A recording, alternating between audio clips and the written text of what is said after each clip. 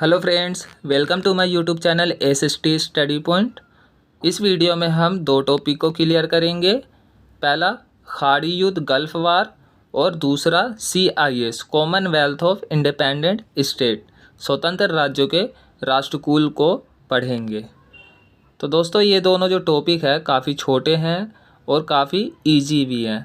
अगर आप ध्यान देंगे तो आपको इन्हें याद करने में, समझने में ज़्यादा मेहनत नहीं करनी पड़ेगी। तो चलिए सबसे पहले खाड़ी युद्ध को देखते हैं। खाड़ी युद्ध जो है 1990 में हुआ था। कब हुआ था? 1990 में। एक नंबर में काफ़ी बार पूछा गया है। 1990 में खाड़ी युद्ध हुआ था।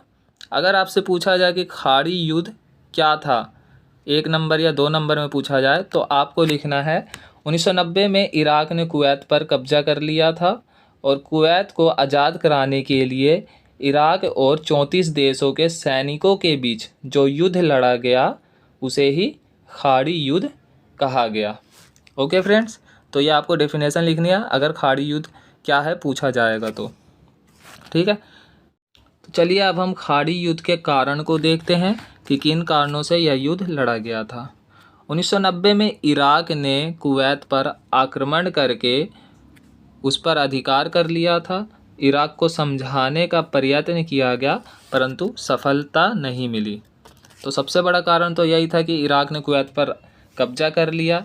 जब संयुक्त राष्ट्र संघ और अन्य देशों द्वारा इराक से कुवैत को आज़ाद करने के लिए कहा गया तो वह नहीं माना।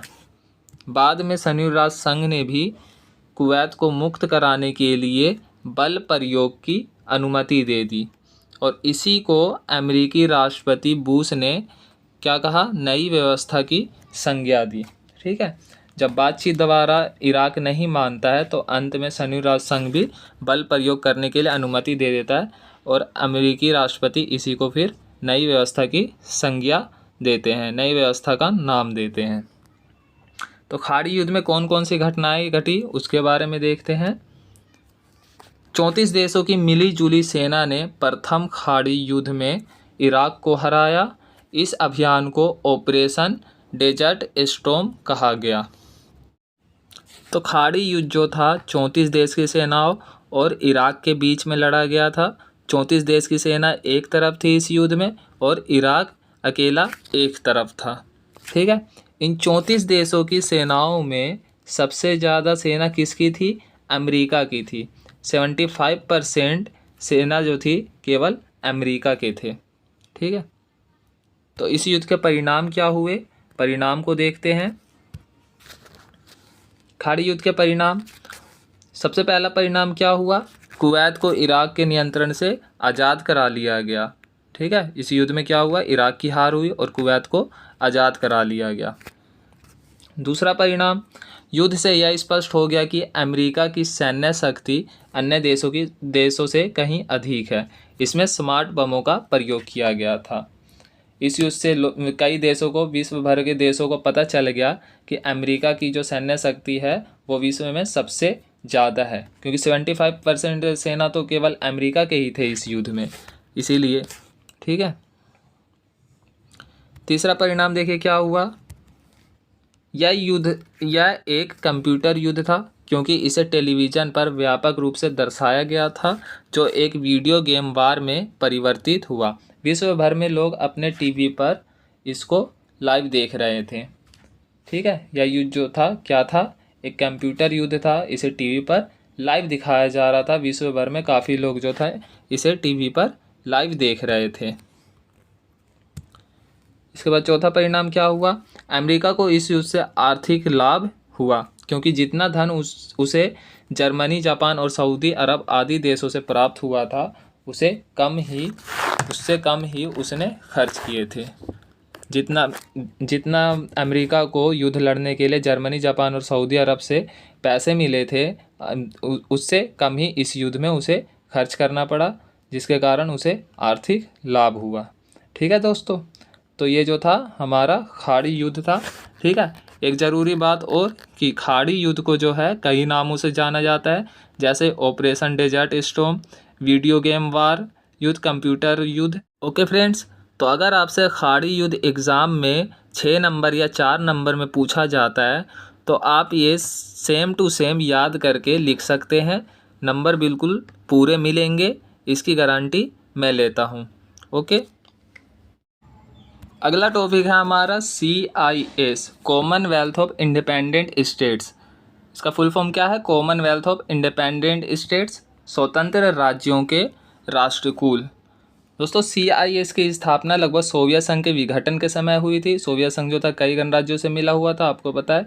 जब कुछ गणराज्य स्वतंत्र होने लग गए तो उन्होंने ही इस CIS का गठन किया था। ठीक है, तो अब देखिए CIS की स्थापना कब हुई? 8 दिसंबर 1991 को। ठीक है, इसका हेड क्वार्टर कहाँ पर है? बेलारूस की कैपिटल मिन्स्क में है। अब CIS का विकास और उद्भव कैसे हुआ? इसका उद्भव कैसे हुआ? स्वतंत्र देशों के राष्ट्रकुल की स्थापना रूस, बेलारूस और यूक्रेन द्वारा 8 दिसंबर 1991 को मिन्स्क बेलारूस में एक समझौते पर हस्ताक्षर कर हुई थी। CIS की स्थापना कैसे हुई? रूस, बेलारूस और यूक्रेन ने 8 दिसंबर 1991 को बेलारूस में एक समझौते पर हस्ताक्षर करके इसकी स्थापना की। 21 दिसंबर 1991 को अल्मा आटा, वर्तमान में अल्मा आटा को क्या कह रहे हैं? अलमाटी, कजाकिस्तान में हुई बैठक में पूर्व सोवियत संघ के 8 गणतंत्र Armenia, Azerbaijan, Kazakhstan, Kyrgyzstan, Moldova, Tajikistan, Turkmenistan और उज्बेकिस्तान CIS के सदस्य बने। ये 8 देश कब सदस्य बने? दिसंबर 1991 को।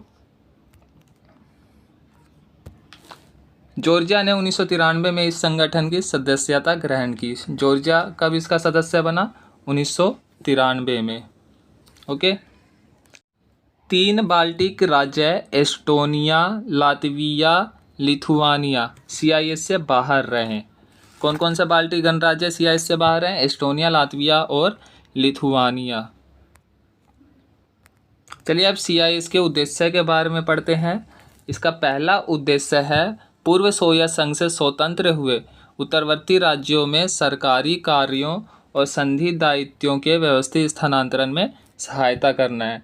इसका पहला उद्देश्य है सोवियत संघ से जो गणराज्य स्वतंत्र हुए हैं उनके बीच अच्छे संबंध स्थापित करना और वहाँ के सरकारी कार्यों का विकास करना है। दूसरा उद्देश्य है राष्ट्रीय सुरक्षा और निशस्त्रीकरण में समन्वित नीतियों को प्रोत्साहन देना है। ठीक है, राष्ट्रीय सुरक्षा का विकास करना है और निशस्त्रीकरण में शस्त्रों का अधिक प्रयोग न करना में से संबंधित नीतियों को बढ़ावा देना है। इसका तीसरा उद्देश्य है सदस्य देशों में आर्थिक एकता स्थापित करने के लिए कार्य करना। इसका तीसरा उद्देश्य क्या है? सदस्य देशों में आर्थिक एकता स्थापित करना और इन गणराज्यों को आर्थिक रूप से मजबूत करना इसका तीसरा उद्देश्य है। तो आज की वीडियो में हमने CIS और गल्फ वार के बारे में पढ़ा। आई होप कि आपको ये दोनों टॉपिक अच्छे से समझ में आ गए होंगे। वीडियो अगर आपको अच्छी लगी हो तो वीडियो को लाइक करें, चैनल को सब्सक्राइब करें और बेल आइकन को दबाएं ताकि नेक्स्ट टॉपिक सिलेबस से संबंधित आपके पास सबसे पहले पहुँचे।